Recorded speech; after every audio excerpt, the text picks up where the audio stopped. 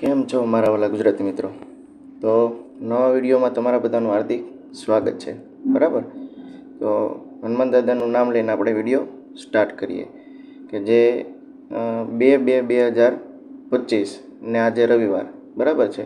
તો આવતા વીક માટે આપણે થોડું એનાલિસિસ જોઈ લઈએ અને 4 થી 5 સ્ટોક છે આપણે તેનું પણ આપણે એનાલિસિસ જોઈ લઈએ. તો ચાલો આપણે જઈએ સીધા ટ્રેડિંગ વ્યૂ પર. બરાબર, ટ્રેડિંગ વ્યૂ પર આવી ગયા છીએ આપણે. બેંક નિફ્ટી ખોલીશું. સૌ પ્રથમ આપણે આવી ગયા બેંક નિફ્ટીમાં. બરાબર છે, સૌથી પહેલાં જઈએ 1 ડે ટાઈમ ફ્રેમમાં. જોઈ શકો છો તમે bank Nifty 1 day time frame. બરાબર, જે રીતે આપણે એનાલિસિસ કરેલું એ પ્રમાણે ગયા વીકમાં આપણે તમને એવું કીધેલું કે માર્કેટ નીચે પડી રહ્યું છે, પુલ બેક એન્ડ નીચે આવશે. બરાબર છે, પણ એવું રિએક્ટ થયું નથી. બરાબર છે, હવે માર્કેટ કેવો સિનારીઓ બનાવી રહ્યું છે? ડબલ બોટમ બનાવી રહ્યું છે. જોઈ શકો છો તમે ડબલ્યુ પેટર્ન એક બનાવી રહ્યું છે. બરાબર છે, આ લેવલ જે છે એનું બ્રેકઆઉટ આવ્યા પછી એક પુલબેક આવે પછી આપણે અપસાઇડ માટે જઈ શકીએ છીએ. અને આપણું સૌ પ્રથમ પહેલો ટાર્ગેટ કયો રહી શકે? 52,000નું લેવલ, જે તમે અહીંયા જોઈ શકો છો. બરાબર છે, તે એનો એક સપ્લાય ઝોન છે. બરાબર છે, તો આ છે બેંક નિફ્ટી. હવે જોઈએ આપણે નિફ્ટીનું એનાલિસિસ. આવી ગયા છીએ આપણે નિફ્ટી પર. બરાબર, તો સૌ પ્રથમ આપણે બજેટના આગલા દિવસે એક રીલ્સ પણ બનાવેલી કે જે આપણા ઇન્સ્ટાગ્રામ ચેનલ ઉપર અવેલેબલ છે, ત્યાં જઈને તમે જોઈ શકો છો. બરાબર છે, આપણે ક્લિયરલી કીધું હતું કે નિફ્ટી ડબલ્યુ પેટર્નમાં કન્ફર્મ થઈ ગઈ છે. અને આ કેન્ડલ જે કાલે બજેટની કેન્ડલ હતી એને તમે પુલબેક કેન્ડલ ગણી શકો છો. બરાબર છે, હવે નિફ્ટીમાં અપસાઇડ માટે તમે ક્યારે જઈ શકો છો? તો જોઈએ આપણે 1 અવર ટાઈમ ફ્રેમમાં યા તો 15 મિનિટ ટાઈમ ફ્રેમમાં જતા રહીએ. બરાબર છે, જોઈ શકો છો કે જે આપણે ડબલ્યુ પેટર્ન ફોર્મ થયેલી હતી એનું બ્રેકઆઉટ તો આવી ગયું છે. બરાબર છે, જે આપણી ડબલ્યુ પેટર્નનું આ બ્રેકઆઉટ, પુલબેક એન્ડ હવે ઉપર જવા માટે નિફ્ટી રેડી છે. તો ઉપર તમે ક્યાંથી જઈ શકશો?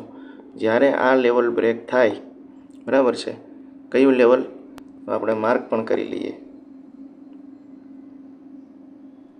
23,650. બરાબર છે, આ લેવલ બ્રેક થયા પછી આપણે અપસાઇડ માટે જઈ શકીએ છીએ. બરાબર છે, તો નિફ્ટીમાં ખાસ કરીને ધ્યાન રાખવું, પુલબેક તો આવી ગયું છે પણ જ્યાં સુધી પુલબેકનું બ્રેકઆઉટ ના આવે ત્યાં સુધી અપસાઇડ માટે જવું નહીં. બરાબર છે, હવે જોઈએ આપણે કે આપણે જે ગયા વીકલીમાં જે આપણે વિડીયોમાં જે સ્ટોક આપેલા એનું પરફોર્મન્સ કેવું રહેલું છે. તો જતા રહીએ આપણે. સૌથી પહેલાં તો આપણો સ્ટોક હતો એક SRF, જે તમને બધાને ખ્યાલ હશે કે તમે પાછળ એ વિડીયોમાં જઈને પણ તમે જોઈ શકો છો. વીકલી ટાઈમ ફ્રેમમાં આપણે એમાં શું કીધેલું કે ભાઈ SRF ઘણા લોંગ સમયથી એકને એક ઝોનમાં ટ્રેડ કરી રહ્યો છે. જોઈ શકો છો તમે 1 વાર, 2 વાર, 3 વાર, 4 વાર, 5 વાર. બરાબર છે, 5 વાર રેઝિસ્ટન્સ ટેસ્ટ કરી ચૂક્યો છે અને હવે જઈને એમાં બ્રેકઆઉટ આવી ગયું છે. બરાબર છે, હવે આ છે વીકલી ટાઈમ ફ્રેમ. જુઓ તમે અહીંયા આ વીકલી ટાઈમ ફ્રેમ છે. બરાબર છે, તો હવે આપણે આમાં એન્ટ્રી કઈ રીતે બનાવી શકીએ એ જોઈશું. ગયા વિડીયોમાં તમે જઈને જોશો ને તો આપણે તમને ક્લિયરલી કીધું હતું કે 2700 અપ પછી તમે એન્ટ્રી બનાવી શકો છો. બરાબર છે, જો 2700 ને બ્રેકઆઉટ પણ આવી ચૂક્યું છે. બરાબર છે, અને SRF હવે અપસાઇડ માટે જવા કન્ફર્મ રેડી છે. બરાબર છે, જુઓ તમે લેવલ બ્રેકઆઉટ પણ આવી ચૂક્યું છે અને પુલબેક પણ આવી ચૂક્યું છે. હવે તમે પરફેક્ટ તમે એન્ટ્રી લઈ શકો છો. અને SRFમાં પહેલો ટાર્ગેટ તમારો આપણે પાછલા વિડીયોમાં પણ તમને કીધું તો કયો રહેશે? 3460 રૂપિયાનો. બરાબર છે, તો જોઈ શકો છો તમે. હવે આપણે જઈશું, બીજો સ્ટોક હતો જે IDBI. બરાબર છે, IDBI આપણે આ લેવલ પર આપણે એન્ટ્રી બતાવેલી અહીંયા. બરાબર, તો ત્યાંથી લઈને અત્યાર સુધી કેટલું મૂવ આવી ચૂક્યું છે એ આપણે જોઈ લઈએ. મેજર કરીને આપણે જોઈશું અહીંયાથી લઈને. બરાબર છે, તો ઓલમોસ્ટ 10 11% જેવું રિટર્ન આપણને આપી દીધું છે, બરાબર છે. સ્ટોકનું નામ શું છે? IDBI બેંક, બરાબર છે. 10% ઓલરેડી મૂવ આવી ચૂક્યું છે. હવે IR કોનમાં જોઈએ કે જે રેલવે સેક્ટરનું, અને આપણે તમને કીધેલું કે જેમ આવતા વીકમાં બજેટ આવે છે તો રેલવે સેક્ટરના થોડાક સ્ટોક ઉપર ભાર આપવામાં આવશે, બરાબર છે. પણ આ બજેટમાં જોઈએ એવું રેલવે સેક્ટરને બજેટ ફાળવવામાં આવ્યું નથી, તો રેલવે સેક્ટર જોઈએ એવું ચાલ્યું નથી, બરાબર છે. એન્ટ્રી થઈ ચૂકી છે આપણી IR કોનમાં, એન્ટ્રી થઈ ચૂકી છે. આપણો SL કયો રહેશે? આ ઝોન કે જે છે 180નું. 180 નીચે જેવું IR કોન જાય છે તો આપણે એક્ઝિટ એમાં કરી લઈશું, બરાબર છે. વિના સંકોચે એક્ઝિટ થઈ જ જવાનું, બરાબર. હવે જોઈએ બીજો એક સ્ટોક હતો કે એરોફ્લેક્સ. એરોફ્લેક્સમાં આપણે વીકલી ટાઈમ ફ્રેમમાં તમને સ્ટોક આપેલો, આપણે વીકલીમાં જોઈ લઈએ. શું કીધું હતું આપણે? તમે પાછળનો વિડીયો તમે જઈને જોઈ શકો છો કે 1 2 3 4 5 કેન્ડલની આ એક જ કેન્ડલ ઇંગલ્ફ કરી ગઈ હતી, બરાબર છે. તમને ખ્યાલ હશે, વિડીયો જોયો હશે તો, પૂરો વિડીયો જોયો હશે તો તમને ખ્યાલ હશે કે હવે એરોફ્લેક્સ ઇન્ડસ્ટ્રીઝ માર્કેટ ભલે ડાઉન આવતું હતું પણ એરોફ્લેક્સ ઇન્ડસ્ટ્રીઝ અપ જવા માટે રેડી છે, બરાબર છે. આ એનું પુલબેક હતું અને હવે હજી પણ એરોફ્લેક્સમાં અપસાઇડ જવાની પૂરેપૂરી પ્રોબેબિલિટી છે, બરાબર છે. એરોફ્લેક્સ ઇન્ડસ્ટ્રીઝ ક્યાં સુધી જઈ શકે છે એ આપણે જરા મેજર કરી લઈએ. આ લેવલથી ડાઉન ક્યાં સુધી આવેલો છે? 25.76 છે. આપણે રાઉન્ડ ફિગર આપણે 25% પકડી લઈએ, બરાબર છે. આ 25%, 295, બરાબર. આપણે માર્ક પણ કરી લઈએ.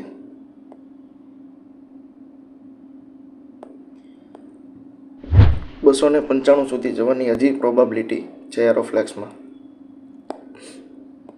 હવે રનિંગ કેન્ડલથી આપણને કેટલા % મૂવ મળી શકે એમ છે? સમથિંગ આપણને 15-16% હજી પણ મળે એવું પ્રોબેબિલિટી એરોફ્લેક્સમાં છે, બરાબર છે. અને જતા રહીએ આપણે વન ડે ટાઈમ ફ્રેમમાં. એરોફ્લેક્સ ઇન્ડસ્ટ્રીઝ જો અહીંયા આવે હજી 235ના લેવલે, તમે રનિંગ કેન્ડલ પણ એન્ટ્રી કરી શકો છો. અને જો 235ના લેવલ પર આવે તો હજી પણ તમે એન્ટ્રી કરી શકો છો. અને 295 તમારો પહેલો ટાર્ગેટ રહેશે, બરાબર છે.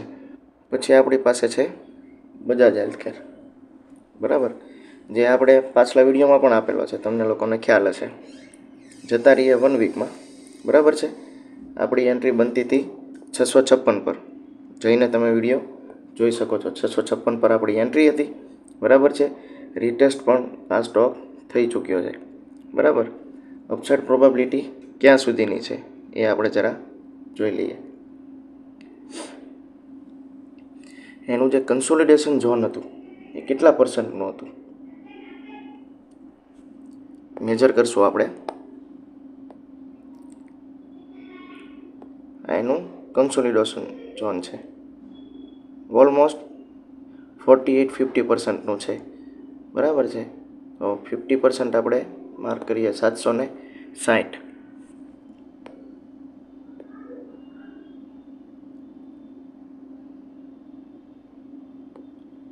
$760નું આપણે માર્ક કરી લીધું છે, બરાબર છે. બજાજ હેલ્થકેર મેં તમને આ લેવલ પર જ આપેલો, તમને ખ્યાલ હોય તો, બરાબર છે. રિટેસ્ટ પણ થઈ ચૂક્યો છે અને હવે અપસાઇડ માટે જવા રેડી છે. હજી તમારી પાસે કેટલું મૂવ બચેલું છે એ હું તમને જણાવી દઉં. હજી આપણી પાસે ઓલમોસ્ટ આમાં પણ 15-16%નું મૂવ હજી પેન્ડિંગ છે, બરાબર છે. 656 પર આવે તો હજી તમે એન્ટ્રી બનાવી શકો છો આ લેવલ પર, અને રનિંગ કેન્ડલ પર પણ એન્ટ્રી તમે બનાવી શકો છો. પણ રનિંગ કેન્ડલ પર કઈ રીતે બનાવશો એ હું તમને જરા જણાવી દઉં કે રનિંગ કેન્ડલ પર તમે 50% ક્વોન્ટિટી લઈ શકો છો.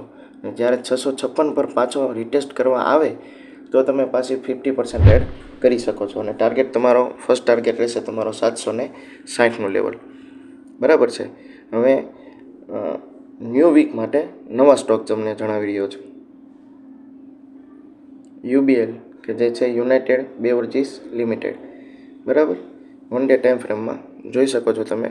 First attempt, almost second attempt, third attempt, almost 4 attempt, અને હવે જઈને એને બ્રેકઆઉટ આપી દીધું છે, બરાબર છે.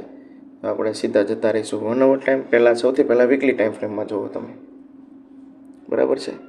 એક કિંગ કેન્ડલ સાથે બ્રેકઆઉટ આવ્યું છે. બરાબર. કિંગ કેન્ડલ તમને લોકોને ખ્યાલ હશે કે જે ફૂલ્લી બુલિશ કેન્ડલ કહેવામાં આવે છે. બરાબર છે. તો જઈએ આપણે સીધા 1 hour ટાઈમ ફ્રેમમાં.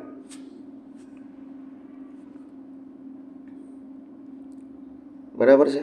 બ્રેકઆઉટ આવી ચૂક્યું છે અને હજી સ્ટોક 2200 સમથિંગ, જોકે 2233 નિયર બાય 2200 જ ચાલી રહ્યો છે, પણ આ લેવલ પર હજી આવે તો તમે અહીંયા પોઝિશન બનાવી શકો છો. અને અપસાઇડ માટે તમારું લેવલ રહેશે 2600 રૂપિયા. બરાબર છે. મેજર કરીએ આપણે કે કેટલા પર્સન્ટનું મૂવ આપણને મળી શકે એમ છે. તો જોઈએ આપણને આ લેવલથી જ આપણે મેજર કરીએ કે આપણી પાસે હજી ઓલમોસ્ટ 18થી 19% મૂવ હજી પેન્ડિંગ છે. તો તમે બિંદાસ પોઝિશન બનાવી શકો છો યુનાઇટેડ બેવરેજીસમાં. બરાબર છે. કે જે બ્રેકઆઉટ પણ સારું આવ્યું છે અને લોંગ ટાઈમ પછી આવેલું છે. બરાબર છે. પછી એના પછી બીજો એક સ્ટોક છે જેન્સર ટેકનોલોજી. બરાબર છે. જેન્સર ટેકનોલોજી તમે જોઈ શકો છો વીકલી ટાઈમ ફ્રેમમાં. સૌ પહેલાં આપણે જોઈએ વીકલી ટાઈમ ફ્રેમમાં જુઓ તમે, એક વાર, બે વાર અને ત્રીજા અટેમ્પમાં એને કિંગ કેન્ડલ, જબરજસ્ત કિંગ કેન્ડલથી એને બ્રેકઆઉટ આપ્યું છે. હું તમને આ સજેશન નહીં કરું કે આમાં એન્ટ્રી બનાવવી જોઈએ. એનું કારણ એવું છે કે ઓલરેડી સ્ટોક બ્રેકઆઉટ પોઈન્ટથી અપસાઇડ ઘણો અપસાઇડ જતો રહ્યો છે. બરાબર છે. હવે આપણી પાસે લાંબો ટાર્ગેટ નથી, ટાર્ગેટ હવે નજીકમાં જ છે, તો ત્યાંથી થોડું સેલિંગ દર્શાવી શકે છે. તો હું તમને આ સ્ટોક સજેસ્ટ નહીં કરું, પણ વોચ લિસ્ટમાં તમે રાખીને ધ્યાન રાખી શકો છો. બરાબર છે. એના પછી એક સ્ટોક હજી છે કે જે છે નવીન ફ્લોર. જૂનો અને જાણીતો સ્ટોક. તમને બધાને ખ્યાલ હશે કે 2023 પછી મિડ 23, બરાબર છે, કે જે ઓક્ટોબર નવેમ્બરની સિઝન પછી 2025માં એને બ્રેકઆઉટ આપ્યું છે. બરાબર છે.